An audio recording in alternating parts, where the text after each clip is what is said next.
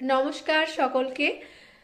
আজকে আমি তোমাদের সামনে যে ভিডিওটা নিয়ে এসেছি সেটা হচ্ছে আমাদের কাজ সম্পর্কে। তো দেখো, যারা নতুন একদম জয়েন করেছো বা ট্রেনিং করে বসে আছো, তারা তো বারবার তাদের মনে একটু ভয় ভয় যে এবার কি কাজ করতে হবে না হবে। তো দেখো, এখন চলছে ফেব্রুয়ারি মাস।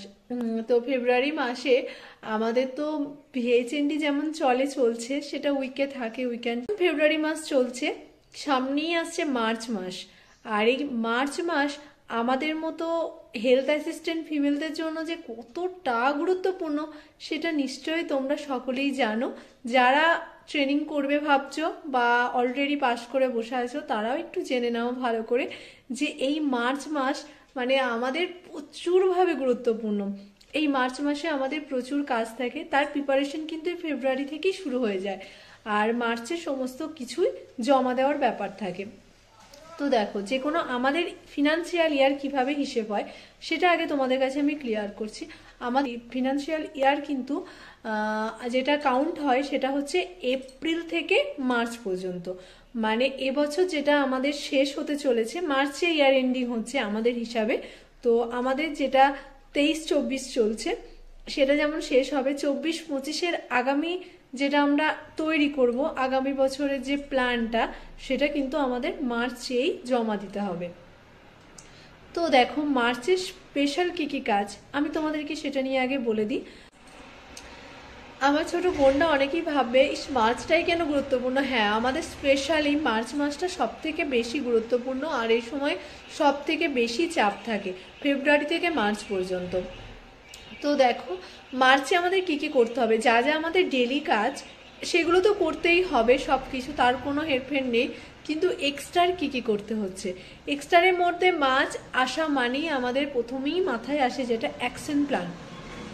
তো মার্চেই কিন্তু আমাদের সেটা জমা দিতে হয় ফার্স্ট উইকই। মার্চে আমাদের জমা দিতে হবে অ্যাকশন প্ল্যান, আরআই, আর একটা হচ্ছে সিপিআর। তো তোমরা ভাববে এগুলো আসলে কি, যারা নতুন জয়েন করবে তারা নাম শুনেছো কিন্তু এখনো অবধি করনি, তাই তোমাদেরকে সেটা বলে দিচ্ছি ভেঙে আমি ডিটেলস। পুরো ভিডিওটা দেখো, তাহলে তোমরা অনেকটাই ক্লিয়ার হতে পারবে। আর তারপরেও যদি তোমাদের কোনো প্রশ্ন থাকে, কোনো সংকোচবোধ না করে অবশ্যই আমাকে তোমরা মেসেজে লিখবে, আমি তোমাদের সবটাই সমাধান করার চেষ্টা করব যতটুকু আমি জানি তার মধ্যে থেকে। তো দেখো, প্রথমেই আসছি আমি যেটা আমাদের অ্যাকশন প্ল্যান নিয়ে। এই অ্যাকশন প্ল্যান যেটা, সেই অ্যাকশন প্ল্যানটা কিন্তু আমাদের করতে হবে এবছর মার্চের মধ্যে। এই অ্যাকশন প্ল্যান যেটা সাবসেন্টার ওয়াইজ করতে হয়, অ্যাকশন প্ল্যানে অনেক তথ্য থাকে। যেমন এই বছর আমাদের যেটা পারফরমেন্স হলো, ঠিক আছে, সেটা যেমন দেব, মানে 23 থেকে 24 সাল, আগের বছর এপ্রিল থেকে 1 তারিখ থেকে এবছর 30 তারিখ পর্যন্ত মার্চের যে পারফরমেন্স হচ্ছে, সেটা আমরা একদিকে যেমন তুলে ধরবো এবছরের, আর ডান দিকে আর একটা থাকবে, সেটা হচ্ছে প্ল্যান আগামী বছরের। তো আগামী বছরে ক্যালকুলেশন করে আমাদের বার করতে হবে যে কোন পারফরমেন্স কীরকম হতে পারে, সেই নিয়ে আমাদের একটা করে এখানে কিন্তু ভর্তি করতে হয়, মানে সমস্ত ঘরগুলো সংখ্যা লিখে সেইটা প্ল্যান করতে হয় অ্যাকশন প্ল্যান। এখানে সব কিছু লাগে, মানে টোটাল হাউস থেকে শুরু করে সমস্ত তথ্য এখানে লাগবে। আর যেটা থাকে সেটা হচ্ছে যে সিপিআর। সিপিআর বলতে কি বোঝায়, কাপেল প্রোটেকশন রেট। তো আমাদের মেন কাজ হচ্ছে যে সারা বছর তো আমরা কোনো না কোনো মেথডের আওতায় আনছি যারা আমাদের এলিজাবেল কাপেল বা সক্ষম দম্পতি। সক্ষম দম্পতি বলতে বোঝাচ্ছে 15 বছর থেকে 49 বছর বয়স পর্যন্ত। তো 15 থেকে 49 বছর বয়স আমরা যখন বের করব, সেখানেই আমরা প্রোটেকশন রেট, মানে কতজনকে আমরা এবছরে প্রোটেকশন দিতে পারলাম, সেটা আমরা বের করতে পারবো। তার জন্যই আমাদের সিপিআর জমা দিতে হয়। এর জন্য প্রচুর পরিমাণে মানে সার্ভের প্রয়োজন হয়। আশা দিদিরা সার্ভে করে আমাদেরকে এনে দেয়। তাছাড়া আমরা তো ট্যাবে তুলছি, সবটা নিয়ে আমাদের বয়স অনুপাতে ভাগ করতে হয় যে এবছরে কোন বয়স থেকে, এখানে বয়সের ভাগ আছে 15 থেকে 19, 20 থেকে 24, 25 থেকে 29, 30 থেকে 34, 35 থেকে 39, 40 থেকে 44, আর 45 থেকে 49।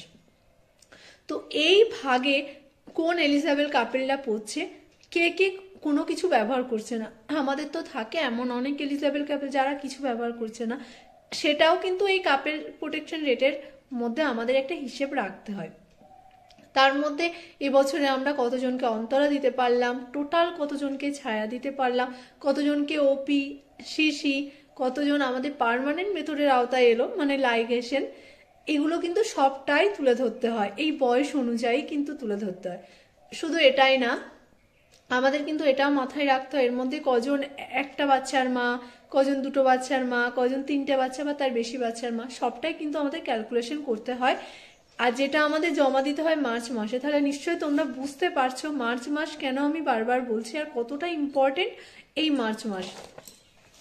আর যেটা মোস্ট ইম্পর্টেন্ট জিনিস সেটা হচ্ছে আড়াই মাইক্রোপ্লান, এটাও কিন্তু আমাদের মার্চে দিতে হয়। আড়াই মাইক্রোপ্লানটা আসলে কি সেটা তোমরা যারা অনেকে জানো না বলে দিই। তোমরা অনেকে আমি মানে প্রশ্ন করছো যে এই যে ভিএইচএনডি করতে হয়, কিভাবে কটা ভিএইচএনডি করব বা কটা আড়াই করব, এই ব্যাপারগুলো অনেকেই ক্লিয়ার নও, তো তাদের জন্য বলে দিই। এর জন্যই দরকার হয় বছরের শুরুতে এই আড়াই মাইক্রোপ্লানের। তো এই আড়াই মাইক্রোপ্লান হচ্ছে টোটাল হাউস ধরে প্রথমে আশা দিদিরা সার্ভে করবে, তাদের টোটাল যা হাউস আছে সেই হাউস ধরে প্রথমে সার্ভে করবে।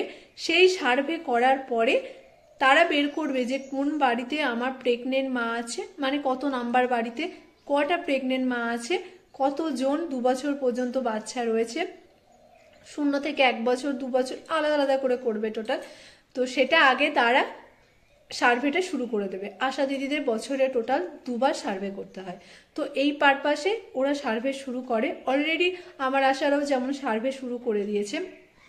তো ওরা যখন আমাদেরকে দেবে সেটা থেকে এবার আমরা কাউন্ট করব যে আমাদের টোটাল পপুলেশন কত হলো, তার মধ্যে কতগুলো আমার টোটাল প্রেগনেন্ট মা, কতগুলো আমার বাচ্চা, এগুলো কিন্তু আমরা টোটাল করব।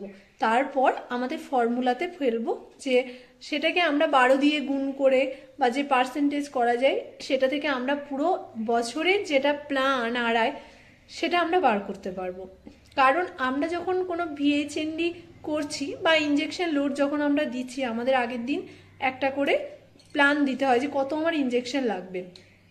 এটা করছি আমরা যখন আড়াই মাইক্রো প্ল্যান, সেটা হচ্ছে সারা বছরের, সেটাকে এবার মাসের আকারে ভাগ করে সেভাবে আমাদের দেওয়া হয়। এবার ইনজেকশন লোডে আসি। অনেকেই জিজ্ঞাসা করো যে দিদি কটা করে তো মানে কিভাবে আমরা ভাগ করব, ভিএইচএনডি কটা সেশন করতে পারি, ইমিউনাইজেশন সেশন। আমি আগের ভিডিওতে তোমাদেরকে বলেছি যে ভিএইচএনডি কিন্তু 4টেই হবে, কিন্তু আড়াই যেটা হয় সেটা কিন্তু সবার সমান নয়, পপুলেশন অনুযায়ী হয়। তো অনেকে ভাবছিলে যে কিভাবে ভাগ করব, মানে ভিলেজ ওয়াইজ হয়। হ্যাঁ দেখো, যদি তোমার সেন্টারে আন্ডারে 3টে ভিলেজ থাকে আর ভিলেজের দূরত্ব যদি সেন্টার থেকে 1 কিলোমিটারের বেশি হয়, তাহলে ইনজেকশন লোড যদি কমও হয় সেক্ষেত্রে কিন্তু আলাদা করে সেখানে সেশন করতে হয়। মাসে 4টের বেশি কিন্তু পাওয়া যায় না আড়াই সেশনের জন্য। তো সেটা অবশ্যই মাথায় রাখতে হবে যে 4টের মধ্যে ইনক্লুড করা হয়, 4টের মধ্যে মোটামুটি পপুলেশনের মধ্যে হয়ে যায়। এখন যেহেতু সেন্টারগুলো অনেক ছোট ছোট আকারে ভেঙে গিয়েছে, তা অনেকেরই 2টো কি 3টে করলেই হয়। তো এবার আমি বলি যে কিভাবে তোমরা বেনিফিশিয়ারি হিসাবে ইনজেকশন লোড ভাগ করবে। অনেকের মনেই প্রশ্ন জাগে যে ইনজেকশন যেটা করব সেটা কিভাবে ভাগ করা হয়। তো সেটা বলে দিই, দেখো একটা সেশন মানে 25টা, মোটামুটি কম করে 25টা ইনজেকশন লোড হতে হয়। ঠিক আছে, 25টাই পেরিয়ে যাবে, 25-এর পেরোনোর পর মানেই সেখানে কিন্তু 2টো হিসাবে ভাগ করা যায়। মানে কারোর যদি 1টা গ্রামই হয় সাব সেন্টার, সেখানে হয়তো 4000 পপুলেশন, তো তাকে মোটামুটি জায়গাগুলো সিলেক্ট করতে হবে। কারণ আইসিডিএস বা হিসাবে বাচ্চা হিসাবে এই যেটা বলছি আমি ইনজেকশন লোড 25 হলে একটা করে সেশন, 25 থেকে 60 হলে সেই গ্রামে 2টো করে হয়ে যায়। তো এইভাবে ভাগ করতে হয়।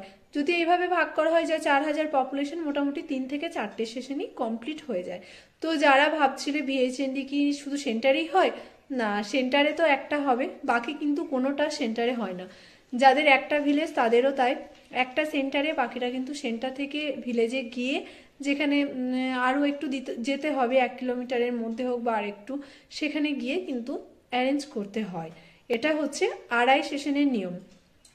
তো দেখো আমাদের মার্চে তো টোটাল এই 3টে জিনিস আমাদের করতেই হবে, ভাইটাল জিনিস সমস্ত কাজের সাথে।